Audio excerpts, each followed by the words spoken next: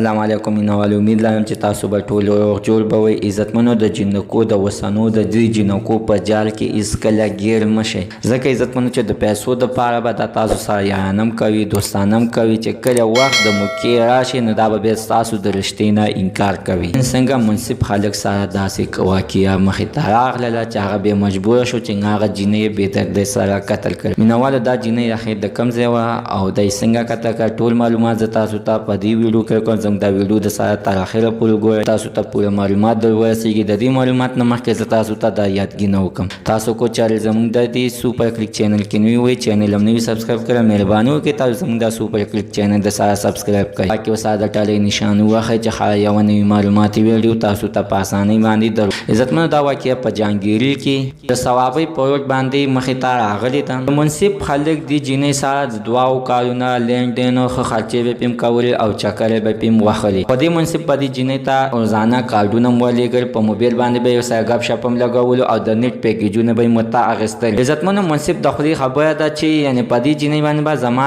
کمه خرچه هم کېدله د ورځې 9 روپۍ خرچه به مې کېدل د دکې دپاره چې ما ویل زه به دې جینۍ سره واده کوم. په اخر یوه ورځ مې د دوی کور ته رشته ورولېږله چې د دوی ما ته دې په خپلې خولې باندې انکار وکړو. ویې ویلې چې زه نه غواړم چې منصف سره واده وکړم. او منصف ویلې چې دا به چې ما کوم ځای ته چکر ته بوتله نو دکه به یې راته ویلې چې مور دې راولېږه زما د رشتې دپاره چې واده وکړو. چې عزتمنو، کله چې دغه جینۍ کله چې منصف مور دغه جینۍ کور ته ولېږله نو جینۍ د خپلې خولې نه د منصف مور ته انکار وکړو. ویې ویلې چې منصف سره زه هېڅکله واده نه کوم، هغه سره خو زه ټیم پاسې کوم او خرچې ترې نه اخلم. زه د سره واده وکړم نو ماله به بیا اخر ما ته پته ده چې منصف به بیا نسمن وي او ما ته به بیا خرچې نه راکړي. د سره خو زه د ټیم پاس دپاره دغه ته په موبایل باندې ګپ شپ لګوم او د مینې خبرې ورسره کوم. چې عزتمنو، کله د دې خبرو نه چې منصف خبر شول په منصف باندې ولګېدل او دماغ یې کار ونه کړو چې د کور نه یې تمانچه راواخیستله او جینۍ ته یې ټلیفون وکړلو، په مینه او په محبت کې ورسره خبرې وکړلې. په اعتبار کې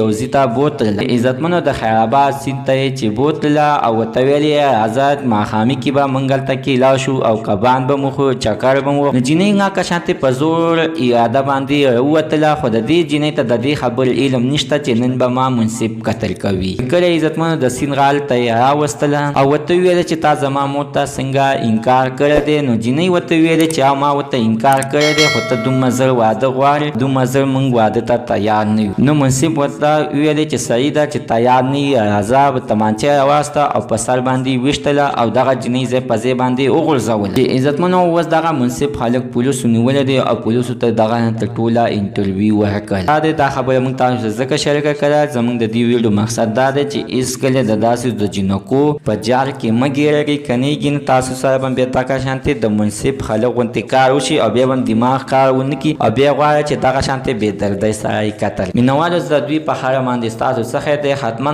سره خپل رایې لاندې په کامنټ کې شریکه کړئ. زموږ د سره عزتمنو نننۍ معلومات د دې ځای پورې د نوي معلومات دپاره د سره زموږ د سوپر کلیک چینل د سره سبسکرایب کړئ، خوا کې ورسره د ټالۍ نشان ووهئ چې ښه یوه نوي معلوماتي ویډیو تاسو ته په اسانۍ باندې در ورسېږي.